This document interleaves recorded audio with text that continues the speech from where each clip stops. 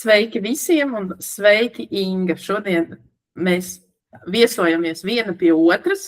Pie Diānas Skudras-Jaškulas viesojās Inga Raciņa un otrādāk.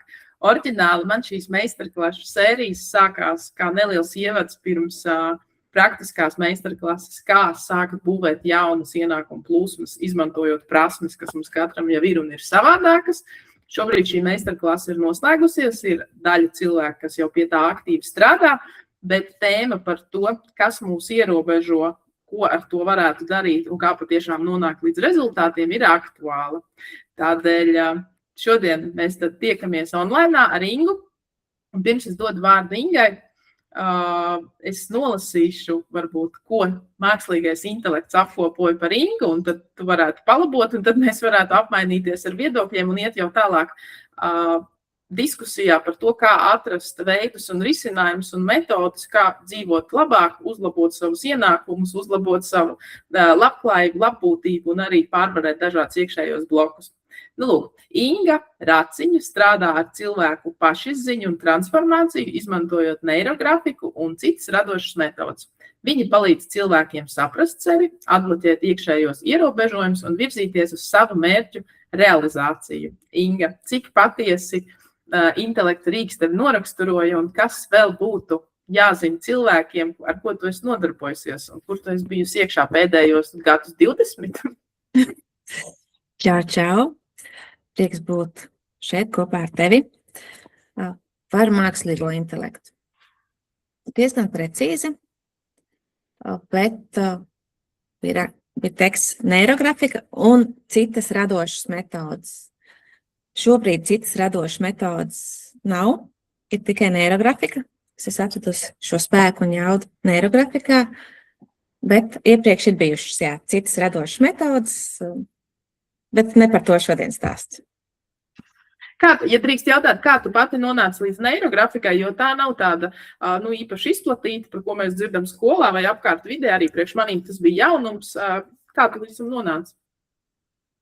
Pavisam nejauši, jo es biju šur tur dzirdējusi, kas ir neirografika, biju redzējusi, pareizāk sakot, zīmējumus.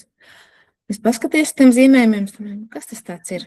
Kas tas tāds ir? Ko te man grib iepārdot? Un es iesmaidīju ļoti. Pienāca skaistais mums visiem zināmais laiks, Covid laiks, kad ļoti daudziem cilvēkiem notika dažādas transformācijas, un tā arī notika ar mani.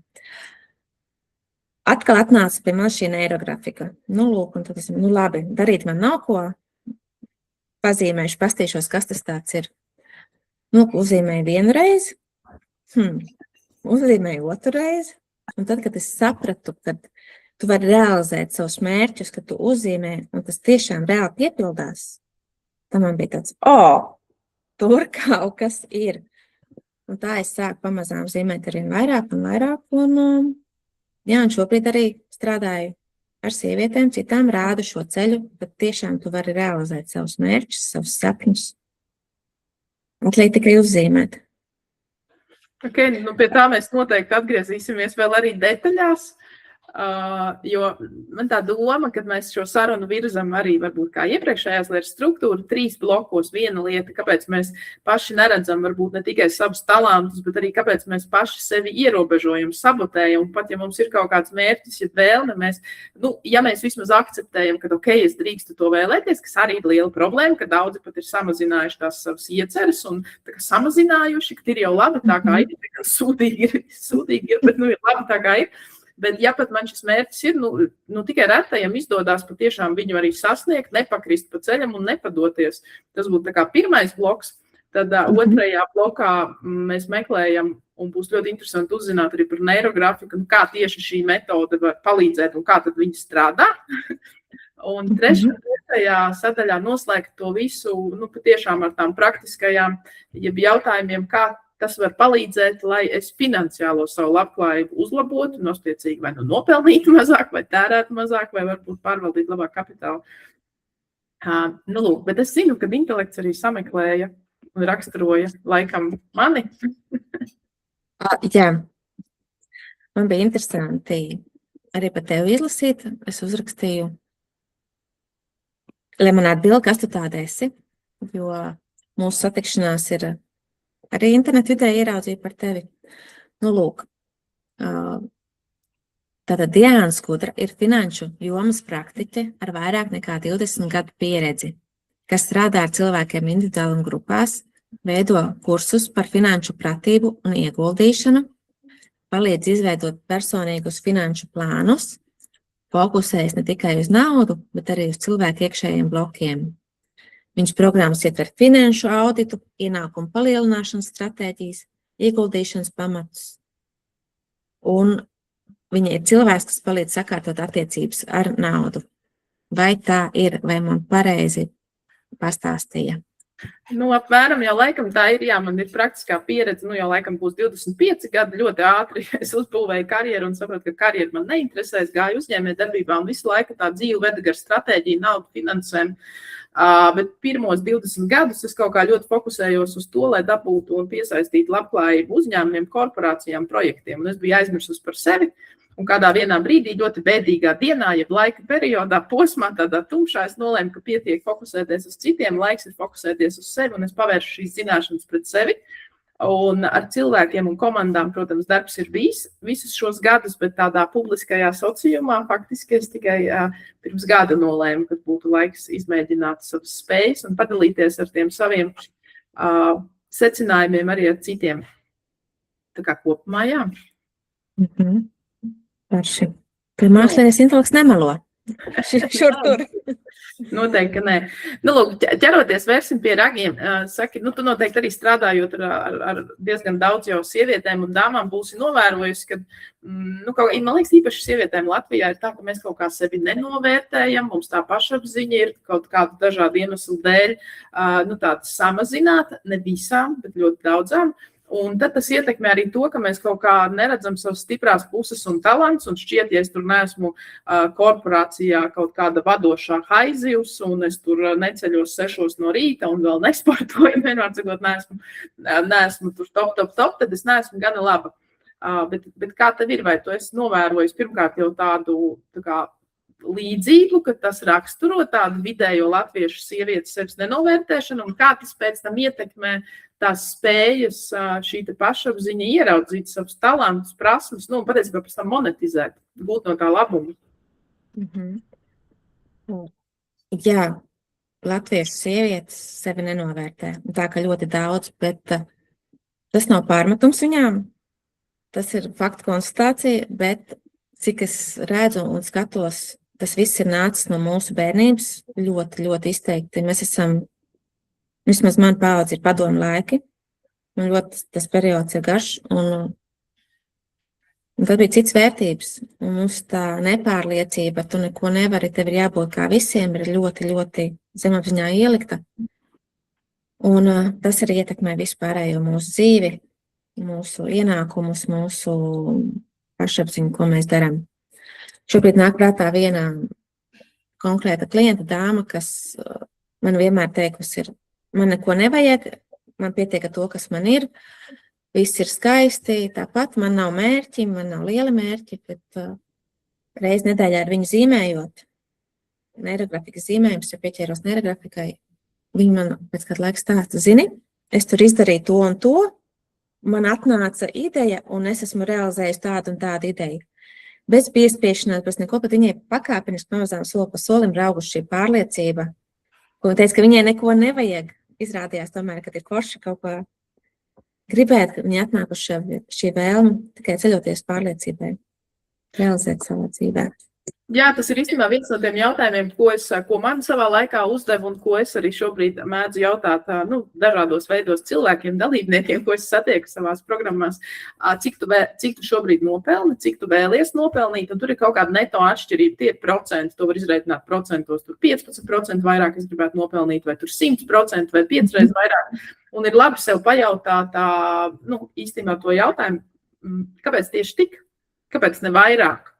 Jo tas novērojums, kad ļoti daudz mēs, pārsvarā jau, piemēram, nonāk sievietes, bet ka tā mana vēlme ir ļoti, ļoti pieticīga un uzdodot sev jautājumu, kāpēc tad tik pieticīga, un starp citu arī sievietēm ar tādu lielu pietiekami neto vērtību, ja lielu kapitālu ir šī pieticība, tad tur atrodās īstenībā ar pašapziņu saistīti ierobežojumi neizcelties, vai tas būs bīstami, vai es kaut kā, tur ne tā. Jā, tu nedrīkst vairāk gribēt, tev pietiks ar mazumiņu, nevēlēties vairāk. Arī man šīs programmas ir bijušas viss, un neko negribēt, neko nevajag, pietiek tev tikai maizītei un sviestiņam. Tu vairāk nedrīkst gribēt. Un tam līdz. Okay. Un tas ir tas, ko mēs īstenībā visbiežāk nomantojam, ieraugam ģimenē, un tad ar apzinātību kaut kā tajā brīdī, kad es pamanu, ka varbūt kaut kas nav īsti kārtībā, tad es varu, protams, to mainīt. Bet pēc tam mēs arī dzīves laikā saskaramies ar vidi, kurā mēs atrodamies. Tur var būt bērndārs, skola, darba vide, pirmais vīrs, mēdz būt dažādi pirmie vīri, ne visi ir uz visu dzīvi. Un tad vēl ir tie apkārtējie apstākļi. Kā tev šķiet, vai ir arī tā, vai varētu teikt, ka ir arī kaut kādi specifiski apstākļi, kas ietekmē šo cilvēku, varbūt pašizpausmi, ja mēs zem pašizpausmes varētu saprast gan talantus, gan arī to labklājību, kas nāk tam līdzi. Vai tās ir vairāk bailes, vai tas ir vēlreiz un atkal tas pats pašvērtējums, vai varbūt īstenībā tā apkārtējā vide, vai ir vēl kaut kas, ko varbūt cilvēks, kas klausās, viņš uzreiz var noidentificēt kaut kādus sarkanos karogus? Ļoti patīk šis tavs jautājums. Es pati ar sevi savu procesu skatījos, tāpat augu visu laiku un skatos par pirmo vīru.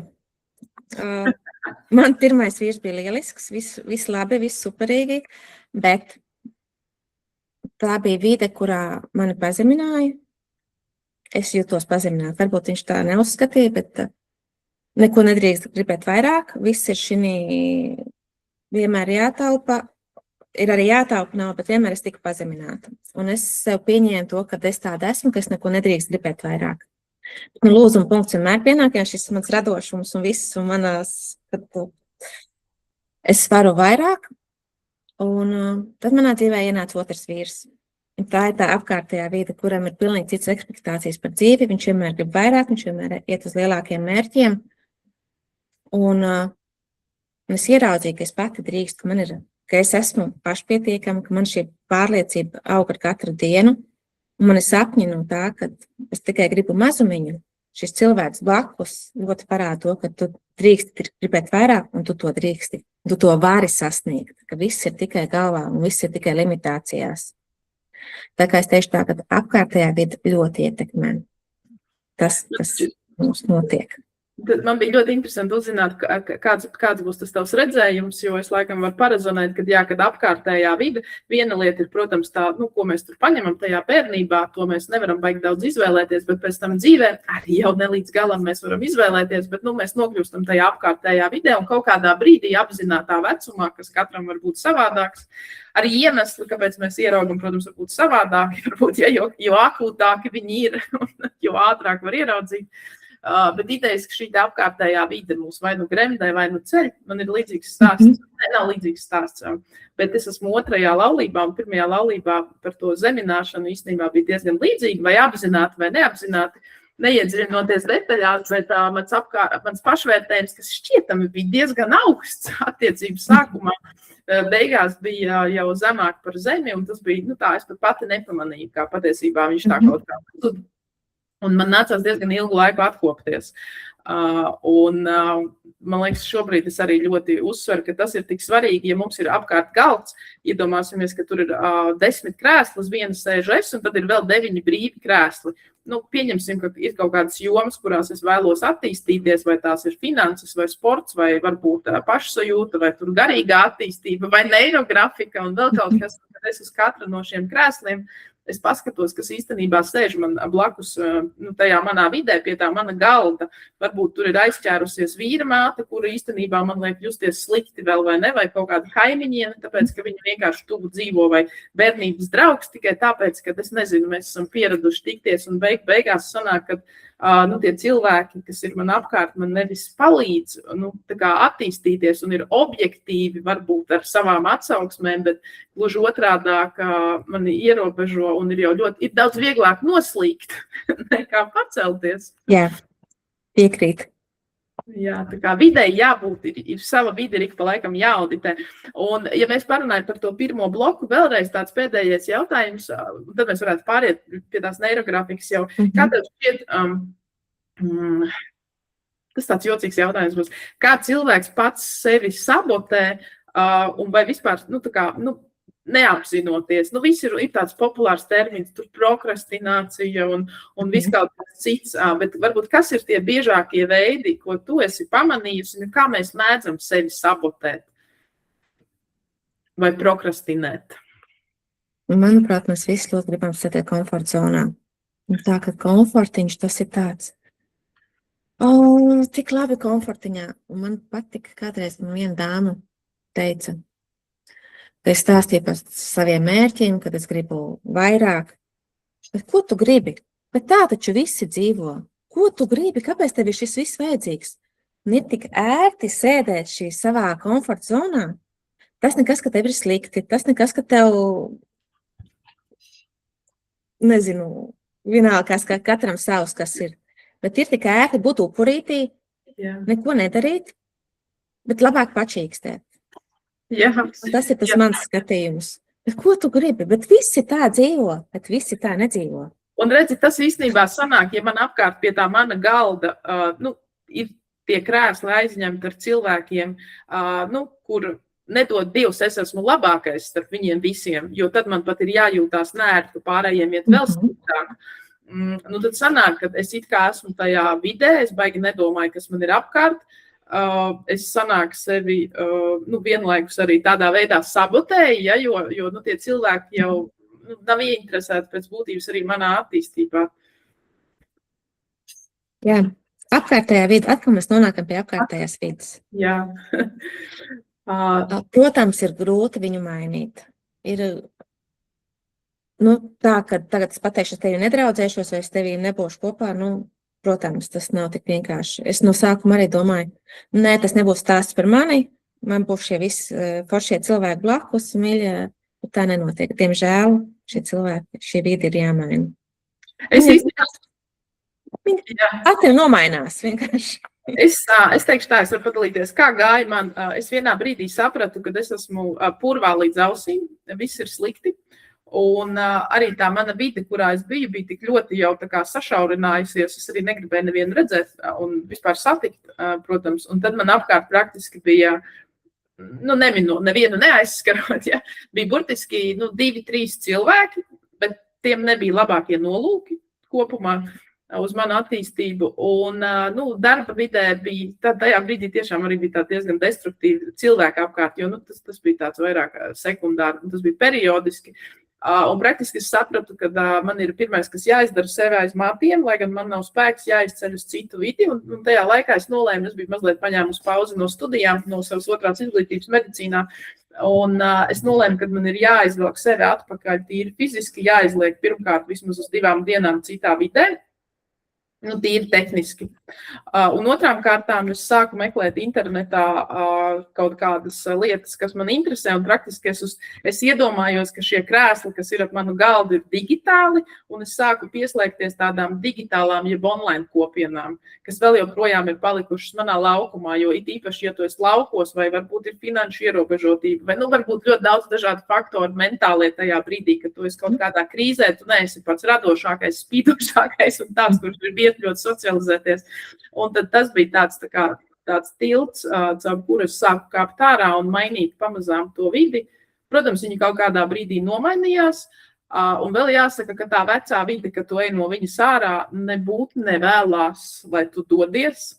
Iemītnieki, kas sēž ap tavu galdu uz krēsliem, dara visu iespējamo, lai tu nekur netiktu, izmantojot zemiskas, ļoti bieži šausmīgas metodes, un praktiski tad tev ir jāpārvar tāda milzīga pretestība, jeb gravitācija, jeb turbulence, lai tu tiktu mazliet uz to nākamo, mazliet vairāk pakāpienu, kur var atelpoties. Vismaz tā bija mana pieredze. Tāda, manuprāt, ir visiem pieredze, jo tu nevari, tā izaugsme nebūs tā, ka tu skaisti ies uz augšu, viņi visu laiku, tev kāds vilks uz leju.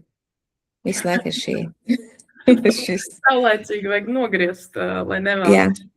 Lūk, pārējot tālāk pie šīs jau praktiskās sadaļas, tātad skaidrs, ka ir kaut kādas ierobežojumi mums visiem, bet varbūt par to tagad tu varētu pastāstīt vairāk tieši par neirografiku, kā tas tehniski darbojās. Un kā tad cilvēks var labāk sevi saprast, bet varbūt, jā, kā tas vispār tehniski darbojās, jo man kā zīmētājiem arī liekas, es taču zīmēju, bet es neesmu pārliecināta, ka man uzreiz kaut kas būtu mainījies manā apziņā, tāpēc, ka es zīmēju. Jā, tas, ko es teicu, ka es arī neticēju no sākuma neirografikai, jo es visu mūžu zīmēju. Man visa dzīve ir saistīta ar krāsām, ar zīmējumiem jau no bērnības. Un tas nekādā veidā nav mainījis man zemapziņu, man izaugsmu, man pārliecību. Lūk, neirografika ir metode, kas caur zīmēšanas palīdzības ar algoritmiem maina tava zemapziņu. Ir speciāls algoritms, kas ir jāievēro struktūra, un šādā veidā izumējot soli pa solim, tu maini savus neironu saites un savu pārliecību, savu ienākumu, savas attiecības ar pasauli, ar cilvēkiem un vispārējo. Jā. Vai es pareizi saprotu, principā jau tā kā arī mazam bērnam un arī bērniem, kad viņi attīstās, viena no būtiskajām lietām, ko mēs attīstām, ir rokas darbības, jo tur ir vesela ķēde, īstenībā vissarežģītāk ir tieši šīs smalkās koordinētās kustības, jo tur ir visvairāk neironi iesaistītas smadzenēs, un praktiski, ja es pareizi saprotu, viltīgi darbojoties materiālajā pasaulē ar pirkstiem kaut kādā konkrētā kārtībā. Protams, kad man tur uzreiz notiek izmaiņas arī smadzeņu sistēmā un kaut kas mainās, bet kur ir tā viltība? Man ir kaut kas jādomā, vai es kaut kā piestrādāju pie tā, vai ir kaut kāds noslēpums vēl tajā visā? Kā tā zīmēšana var mainīt to, kā es domāju par lietām? Jā, īsumā es varbūt parādīšu, ko es zīmējums vienkārši zīmējot, tev nekas nemainīsies. Tas ir tas pats, tā pati zīmēšana. Vienkārši velc līnijas, kā mēs parasti burtnīcās, vēl runājot, valkam šīs līnijas, apaļojam. Tas varbūt tev harmonizēs, mierīgāks kļūst, bet tas nemainīs tavu zemapziņu. Pirms sāk zīmēt šo zīmējumus, vienmēr ir tēma, ar kur tu strādā, vai tā ir naudas tēma, bailes, attiecības, neierobežotas tēmu skaits, ko tu vēlies, un šī tava apziņa, zemapziņa ir jānoskaņo darbam, lai tu izzīmētu šo visu. Tu noskaņojies, tu viņu speciāli, šobrīd nestāstīšu kā, bet ir vesels maziņš rituāls, ko tev jāveic ir, lai tu sagatavot zemapziņu darbē tieši ar šo konkrēto tēmu.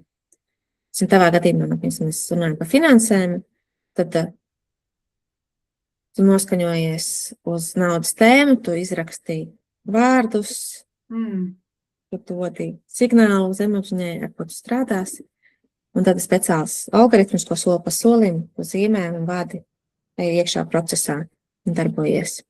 Tātad tā ir mazliet tāda meditācija, kur ir sagatavošanās, ir tā kā mēs iesildam, atveram to zemapziņu, kaut kādas aktivitātes sākās. Perfekti, jā, es ļoti labi uztverstu, jā.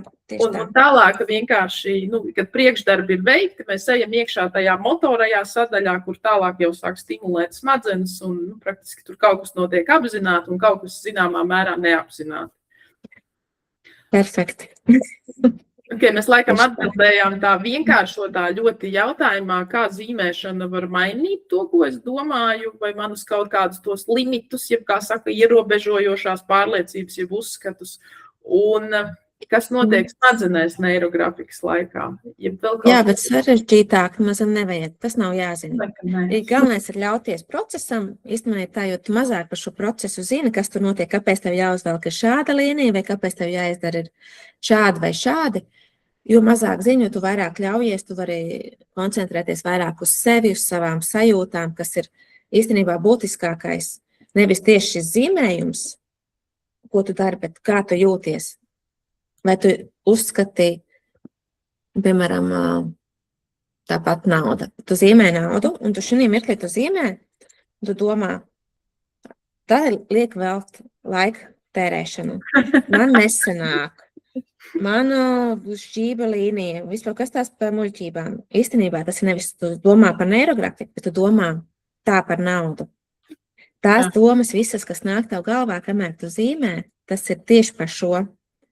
Nesen man bija meistarklase, kur man bija skeptiķi ļoti daudz un domāju, nē, tas viss ir muļķības.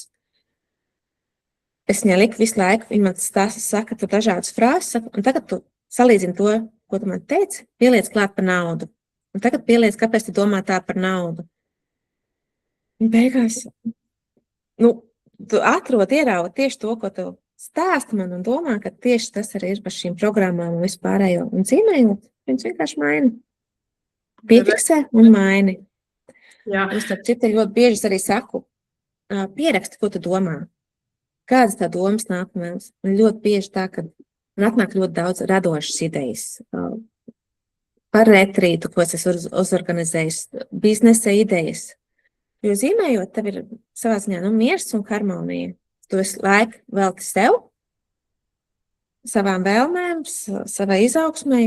Nāk vienkārši domas, tev atverās zemapziņa un tev nāk visādas foršas idejas, kas tev atliek tikai realizēt. Man bija tāda hipotēze savā laikā, kad man bija diezgan grūti tikt galā ar kaut kādiem tiem pārdzīvojumiem, kas manā dzīvē sakrita visi vienlaicīgi, ja tā varētu teikt. Un tad es nodarbojos, vēl joprojām daļai ar to nodarbojos, to sauc tā kā par pašrefleksiju, bet praktiski es rakstīju, ļoti daudz rakstīju, izrakstīju, un no sākuma, protams, ka es rakstīju, ka kaut kāds fufels, kāpēc es ar šito nodarbojos, un tad kāds ir laiks, un pēc tam es varēju tikt dziļāk, bet ko es sapratu, ka tajā brīdī, kad es rakstu, un atbild uz kaut kādiem jautājumiem un zīmēšana pēc būtības ir mazliet kaut kas līdzīgs varētu būt. Praktiski es varu apiet to smadzeņu iebildumu sadaļu, kurā, mani nelaiž, jo viņi saka, ka tas viss ir muļķības, ar ko tu nodarbojies, un īstenībā es varu ieiet sevi dziļāk, pēc kaut kāda laika. Izklausās, ka ar zīmēšanu varētu būt kaut kas līdzīgs, kad es varu piefiksēt to, ko man zemapziņa, neatnāks un nepateiks, un es netieku klāt visiem tiem, savām tām pārliecībām. Jā, tieši tā, jo viņasim rakstot šīs rakstīsās metodas, kas ir tur afirmācijas vai tur raksti vienu teikumu, viņas ir dažādas tās metodas. Man pašai personīgi līdz sirdsdziļumiem neaizgāja. Man tomēr tas prāts visu laiku. Nē, tā nevar būt. Izzīmējot, tu par to nedomā.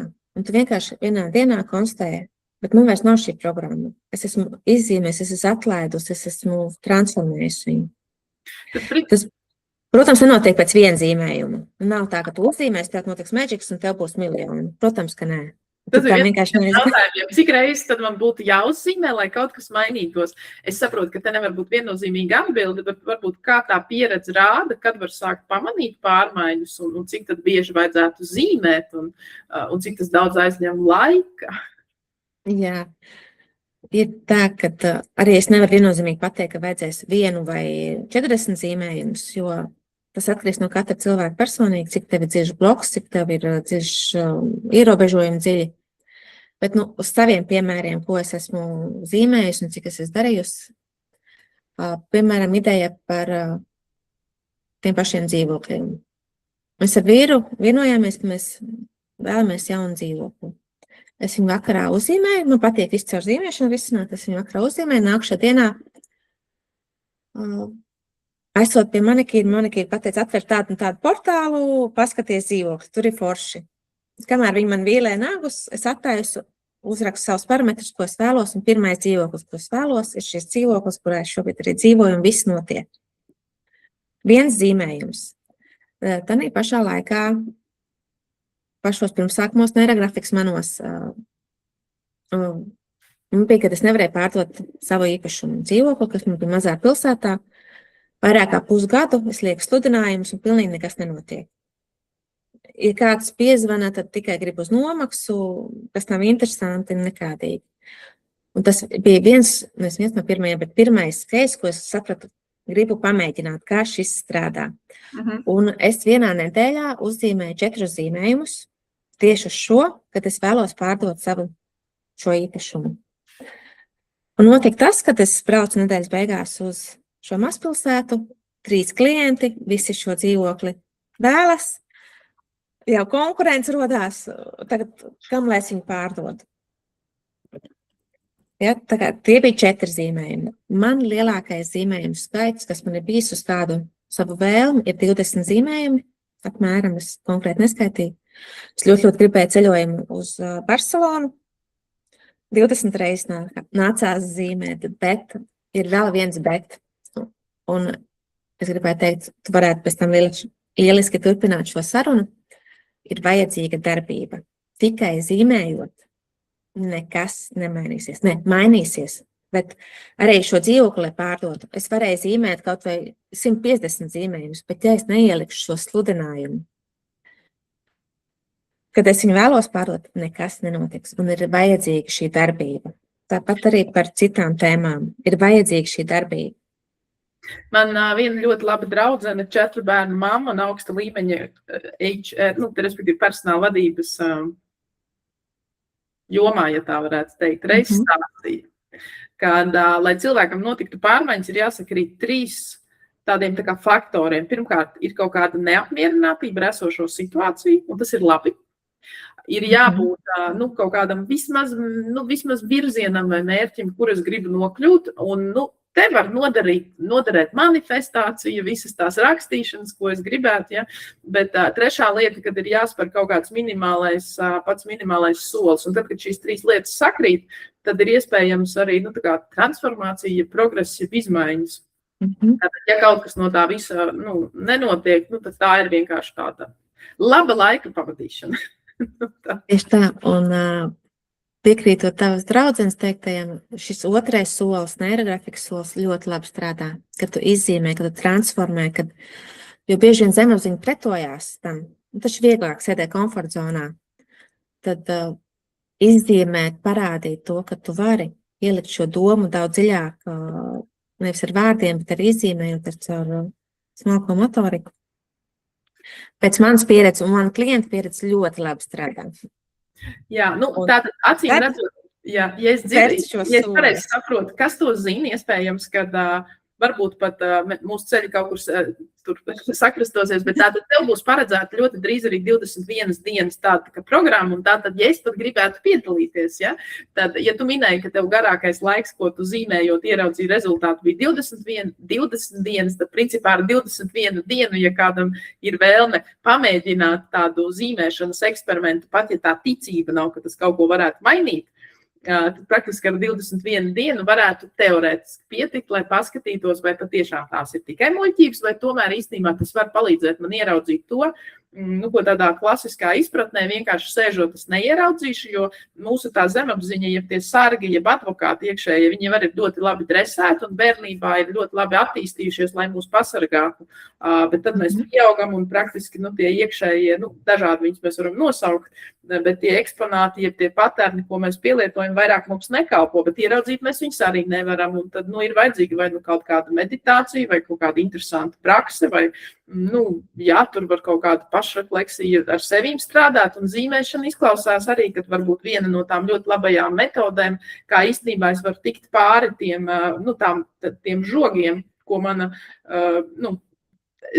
varbūt nepārāk korekti izsakoties medicīniskajā valodā, bet tātad, ko mana psihe ir uzbūvējusi, un kad es pat neieraugu, jo pirmkārt, ja es jau netīšām sāku pamanīt un izgaismot, tas ir tā kā tums pazūd, tad, kad mēs tur uzlaižam gaismu. Un man tā iztulkojot priekš sevīm, pat tas kaut kādā tādā veidā var likties, ka strādā, kad es praktiski caur to zīmēšanu uzlaižu gaismu.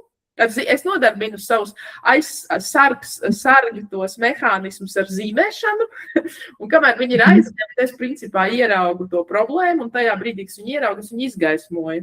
Un pēc kaut kāda laika, praktiski tā kā, tas viss vienkārši pazūd. Un šī metodē, kas ir forši, tev nav jārunā, tev šie vārdi ir tikai priekš sevis jāpiefiksē, tev nav tā kā pie psihologa jāsēž un jāstāsta. Viss slikti, tur māte, tēvs, valsts un vēl vispārējie. Jā, jo tas ir tik atklāti, būt spējīgi atvērties.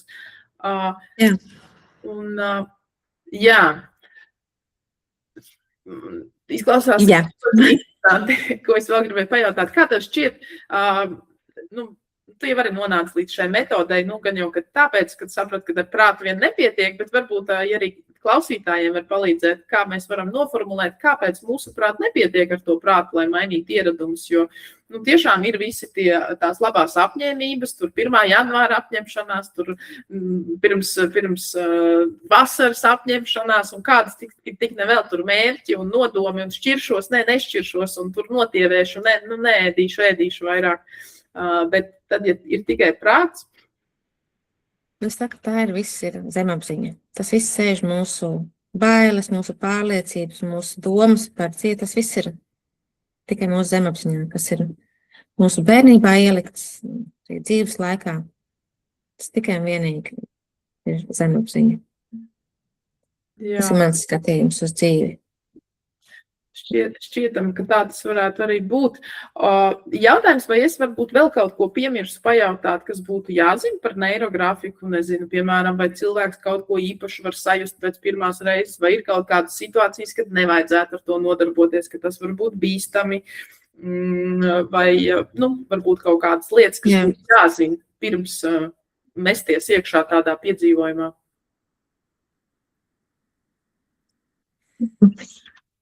Pirmkārt, jau ļauties.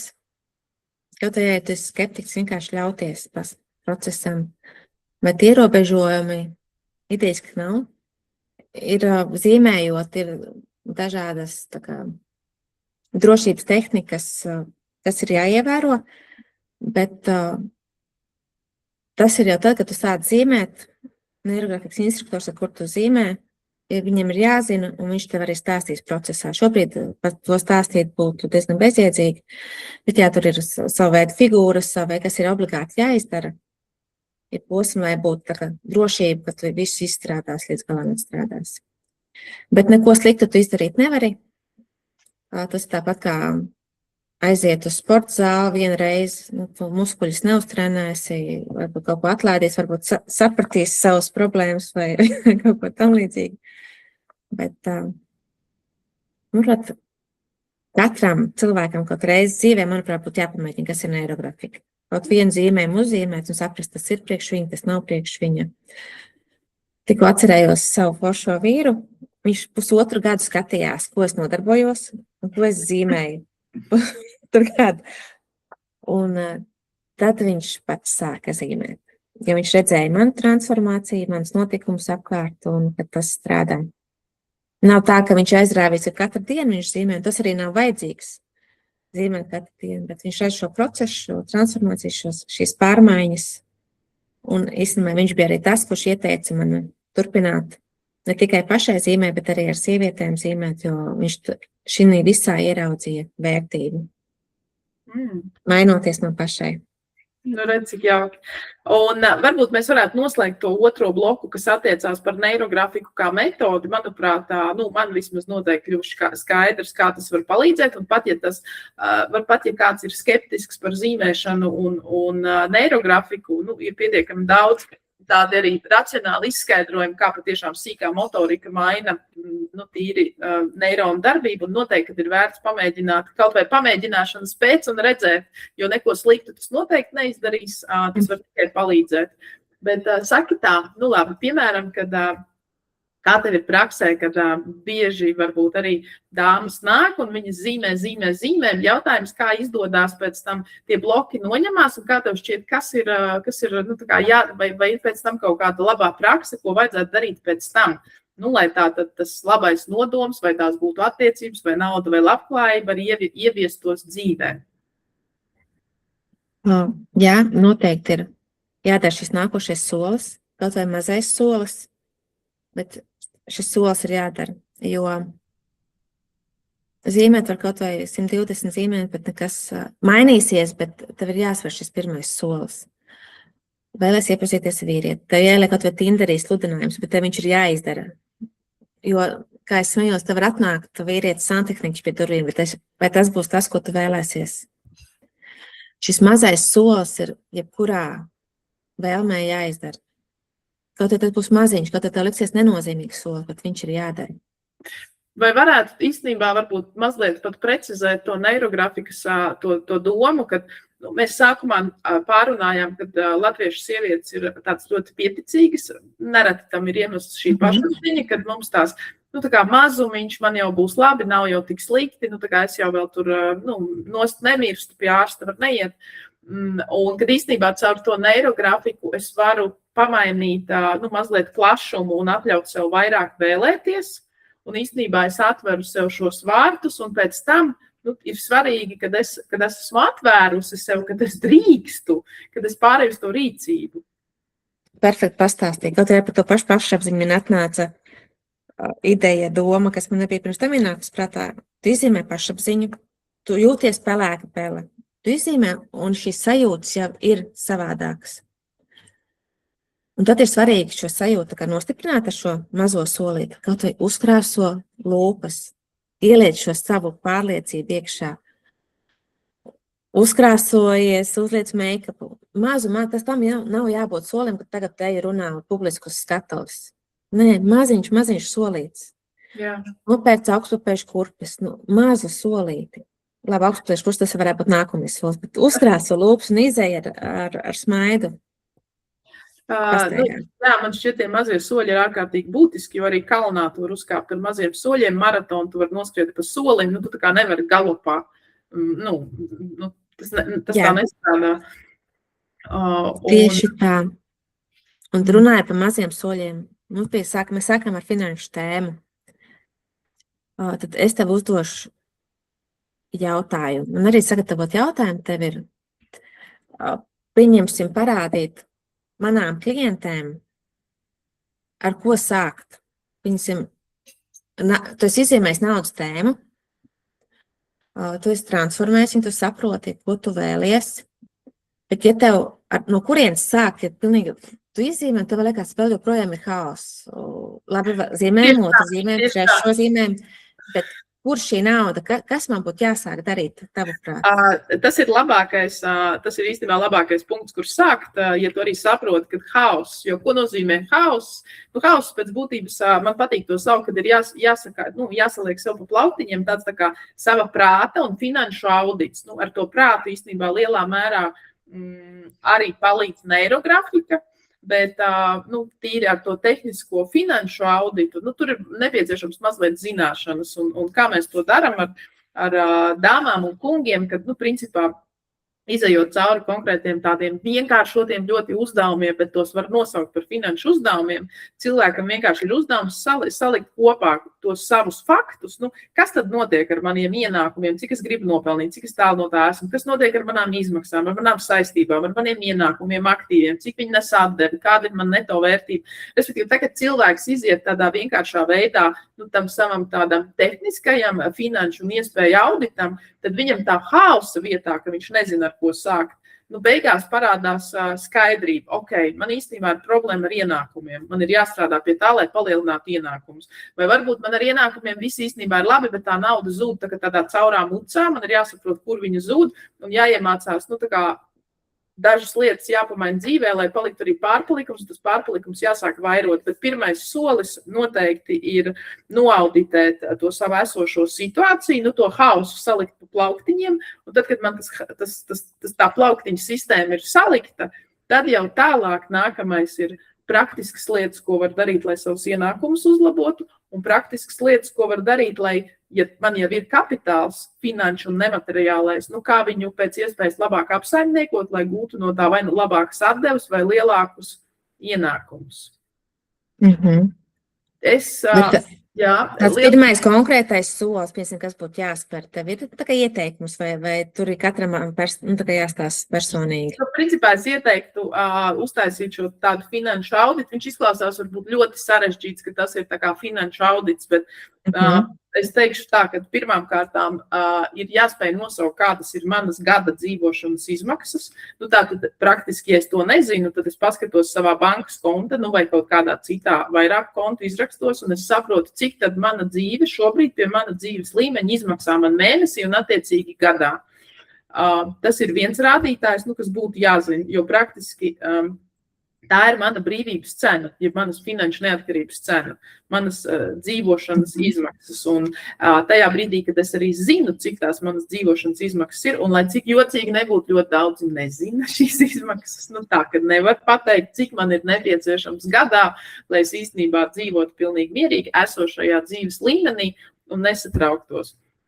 Un tad, kad man šīs dzīvošanas izmaksas ir, tad otrs ir jāsaprot, un tas arī ir vienkārši izdarāms, kur es esmu ar saviem ienākumiem, cik es esmu nopelnījis pēdējā gada laikā vidēji, jo arī ienākumu struktūra var būt dažāda, un kas būtu tas, ko es vēlētos sasniegt, un tad praktiski tur ir tāda atšķirība, ko es sarēķinu, un tur jau nevajag nekādas lielas konsultants, tātad cik izmaksā mana dzīve gadā šobrīd, un cik ir man ieņēmumi un cik es gribētu. Un tad mēs varam iet tajā visā dziļāk, bet tas man izmaksu skaitlis patiesībā ir mana finanšu neatkarība. Gadījumā, ja kaut kas notiek, īpaši sievietēm ir tāpat vēl pietiekami daudz dāmas, kuras ir fantastiskas dzīves biedras saviem kungiem un tiek galā ar šo mājas saimniecību un bērniem, varbūt arī kaut kādām tur vistiņām vēl papildus, bet dzīve iet, tas kungs baigi forši attīstās. Dāma uzņemās rūpes tā kā par mājsaimniecību un paiet 10, 20 gadi un kaut kā tās intereses vairāk nav varbūt tik ļoti kopīgas un ceļi mēdz izšķirties un ar vīrieti viss ir kārtībā, bet sieviete tā kā tāds bezpalīdzīgs taurenītis izlido no siltumnīcas un viņa nekad par to nav domājusi. Tā kā no kādiem vispār pamatlikumiem sastāv tas viņas dzīves laukums, integrēties kaut kādā varbūt tur sabiedriskajā korporatīvajā jomā, ir varbūt vai grūti, vai nemaz nav tik vienkārši. Respektīvi tāda skaidrība, cik man izmaksā dzīve, cik es nopelnu un kur ir mans mērķis, jau būtu pirmais. Klausoties tevi domāju, man ļoti daudz klienti saka, man nav naudas.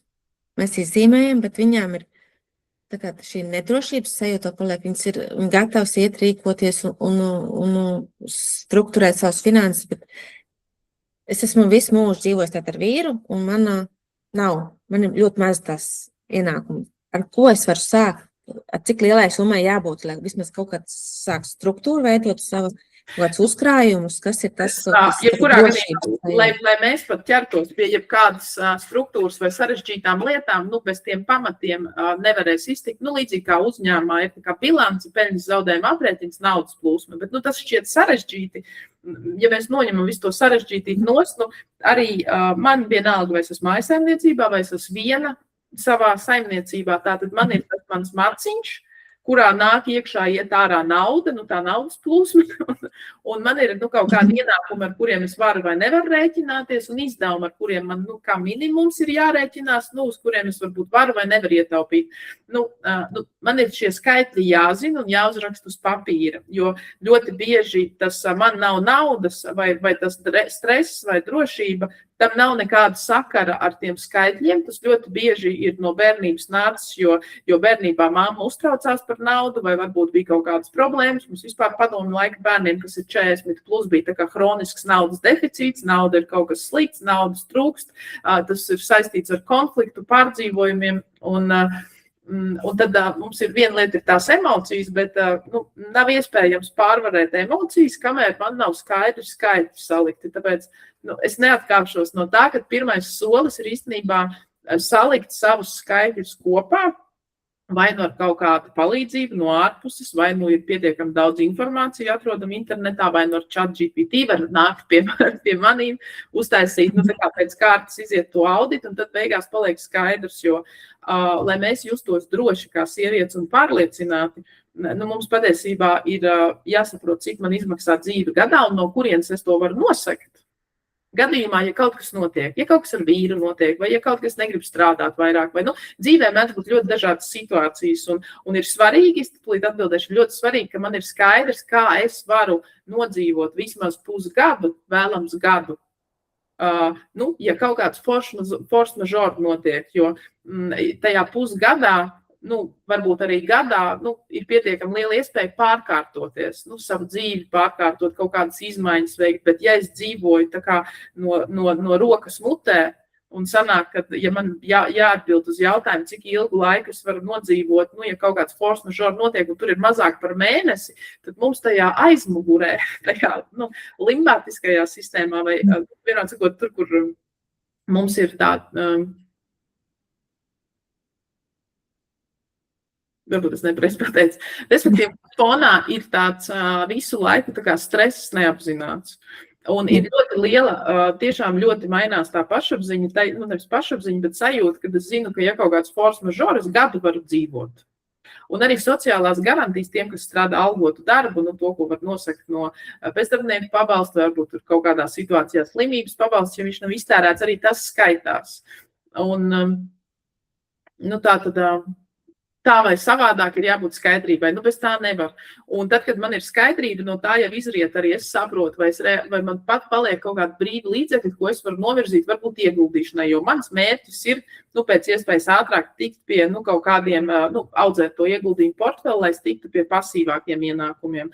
Varbūt man šobrīd pavisam cits mērķis ir ieguldīt savās zināšanās un pēc tam kaut kādā savādākā veidā, gūt ienākumus, bet es teikšu tā, ka katram cilvēkam būtu jābūt savam personīgajam finanšu biznesa plānam, es to tā saucu, un tur nav tāds pareizi, nepareizi. Varbūt kādā gadījumā ir jāpieskata izmaksas, varbūt kādā gadījumā, tur ir jau skaidri redzams, ka tur ir ar ienākumiem jāstrādā, tur nav jāsapņo šobrīd par ieguldīšanu.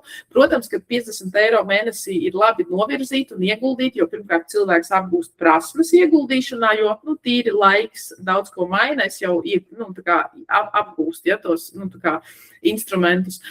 Bet ir jāsaprot, ja es ieguldu 50 eiro mēnesī, tā ir tāda krāšana. 50 eiro ieguldījums mēnesī pēc 10 gadiem neapnesīs man tur baigo finanšu brīvību, ja vien manas izmaksas nebūs tur tā nominimizētas, kad teiksim, tiešām var notikt brīnums. Pēc būtības ir jāstrādā pie tā, lai nāk naudiņa iekšā, ja veidojās šī naudas plūsma, ja ir tie ienākumi, un paralēli ir jāmācās, kā to naudu vairot. Un tur, protams, vēl ir prāta ierobežojumi, viss pārējais, tur, kas tam iet fonā, bet divi mainīgie rādītāji, cik es nopelnu un kā es māku ar to, kas ir nopelnīts, cik tur man paliek pāri, vai es māku to vairot vismaz ar kaut kādiem 10% gadā. Un depozīts uz procentu gadā nav naudas vairošana. Tāpat nav naudas aizsardzība pret inflāciju, jo inflācija mums ir vidēji kaut kādi 2-3%, tas ir... Covid laikā bija 17,7%, tātad tiem, kam nauda stāvēja bankas kontā, un Covid laikā inflācija tur nograuza to pirktspēju, praktiski pazaudēja gandrīz 5% no savas naudas gadu laikā.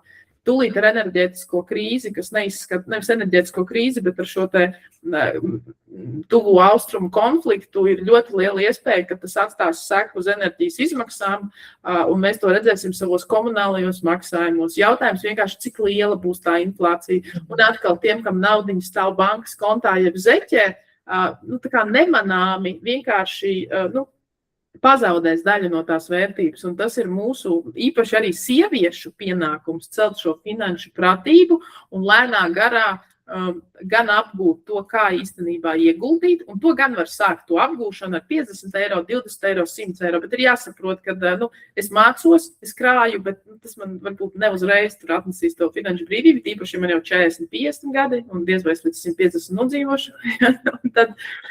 Un otra sadaļa ir, tā ieņēmuma sadaļa, un tas saistās ar pašapziņu, ar savu vērtību, un varbūt kaut kas dzīvē ir jāpārskata, ko es daru, varbūt kaut kas ir jāpamaina. Es tā klausos tevī, un es domāju par savu 21 dienas izaicinājumu. Kā tu jau minēji, man būs 21 dienas izaicinājums par finanšu tēmu, naudas tēmu. Mēs zīmēsim dažādas algoritmus, kas saistīti ar naudu. Skatā arī bailes no naudas un visu šīs programmas.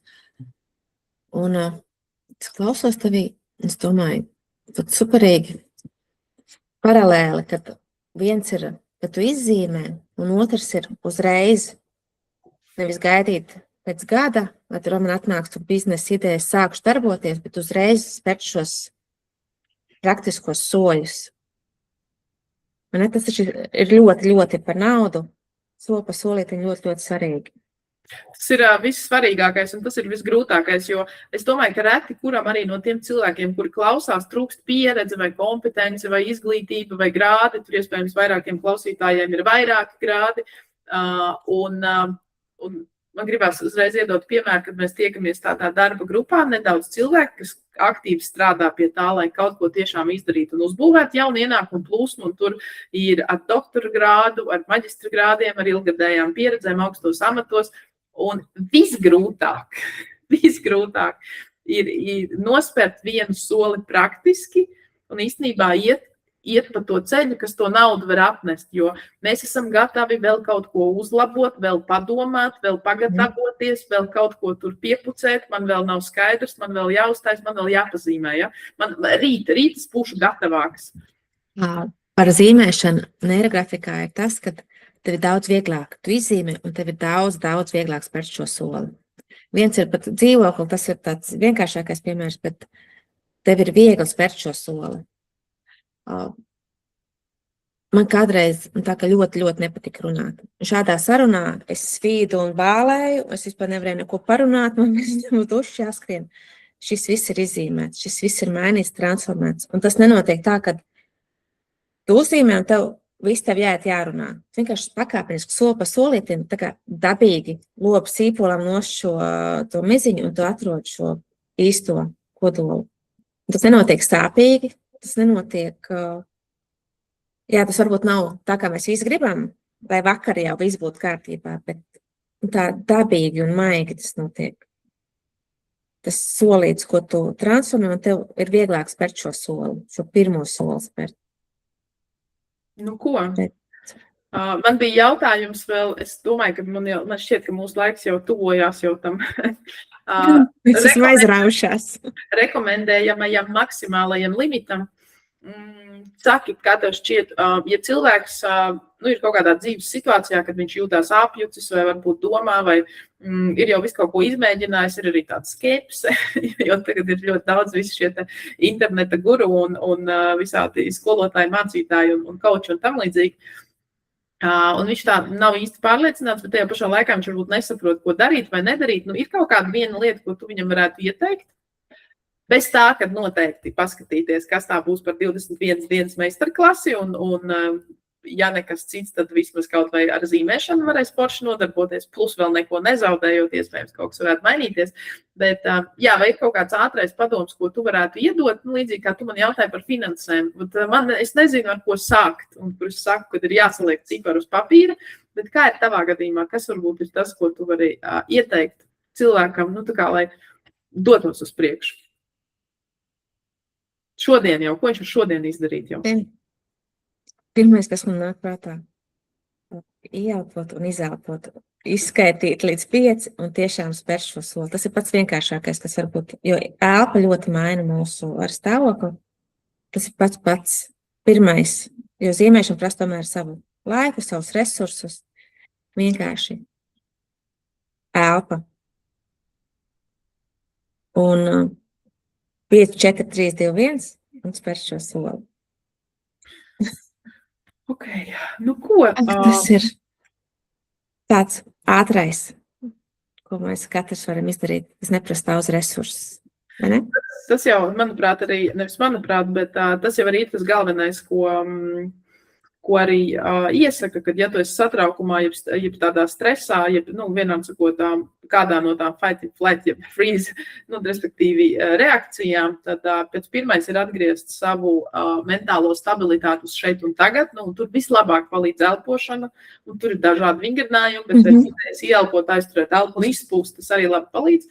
Un tad, kad mēs sakārtojam, vismaz mēģinam nomierināt to savu mentālo stāvokli, tad nolemt tiešām, kas ir tā viena lieta, ko es šodien varu izdarīt. Vai es pats esmu spējīgs paņemt blociņu un salikt savus ciparus kopā, ja tas ir par naudu, vai ja tas ir par kaut kādām citām lietām, salikt, varbūt pierakstīt savus mērķus un konkrēti jau sakontaktēt vismaz vienu cilvēku savā kontaktu lokā, kas var palīdzēt man tos mērķus sasniegt. Vai varbūt iet pie kāda izglītoties, mācīties un pievienoties grupai, tādā veidā to savu galdu, kur ir tie 9 krēsli, vismaz vienu krēslu, iedodot tādai tā kā komunai, kas var palīdzēt sevi celt ārā no tās situācijas, bet tu katrā gadījumā darīt. Jā, tas ir tas pirmais solis. Tāpēc saka, vispirms ir, ja nezīmē, tad ir šī elpa, un tad iet un vienkārši spērš šo soli. Jā. Cita risinājuma nav. Nu, ko saka, Inga, kad tev plānojās šī 21 dienu transformācija, un vai mēs varam iedot mazliet vairāk informāciju, kur ir jāpiesako līdzi, vai varbūt jau ir zināms, kad tas varētu sākties un kā tas varētu izskatīties? Jo, ja kādam liekas un šķita, ka iespējams, ka tas varbūt palīdzēt, tas varētu būt interesants pasākums. Pašlaik ir top mājaslapa, vai viss ir procesā, bet maija sākumā būs, es teiktu, uz kādiem 11. maijiem, varētu būt 11. maija. Laiks varēs ārā svaigā gaisā zīmēt. Jā, varēs visādus uzdevumus taisīt, zīmēt un vispārējo. Un piesakot var Inga Raciņa Instagramā vai manā mājaslapā būs arī informācija ingaraciņa.com. Viss par un ap šo projektu būs pieejams. Un, ja kādam ir interese, varbūt es no savas puses uztaisīšu tādu nelielu anketu, Google anketu, kurā, ja ir vēlme saņemt vairāk informāciju par topošo meistarklasi, nevis meistarklasi, bet par šo te izaicinājumu 3 nedēļu garumā, kur vienkārši varēs atstāt savus kontaktus, un tad kāda no mums ar jums sakontaktēsies, lai jūs nepalaistu garām šādu fantastisku, radošu iespēju, kas var ļoti būtiski pamainīt arī kaut kādas iekšējos ierobežojumus. Nu tālāk. Nu ko? Super ideja. Es saku tev, Inga, milzīgi paldies. Tas bija ārkārtīgi interesanti arī man uzzināt un īstenībā salikt kopā tīri tās fizioloģiskās lietas, kas patiešām notiek mūsu smadzenēs. Man ieinteresēja pašai pamēģināt, jo skaidrs, ka bloki visādi ir visiem, katram, arī man. Tur ir liels darbiņš izdarīts un vēl daudz ko darīt. Ir tā, ka es arī pati ne tikai vadīju šo izaicinājumu, es arī pati iešu cauri šiem soļiem, un man prieks, ka arī tu pievienosies ar šiem uzdevumiem. Man būs interesanti arī pašai ar sevi strādāt, jo vienmēr ir kur augt. Nu, jā. Tālūk, labi, es saku lielu paldies un tiekamies tad jau maijā uz kopīgām nodarbībām. Tikšanos maijā. Tā. Tā.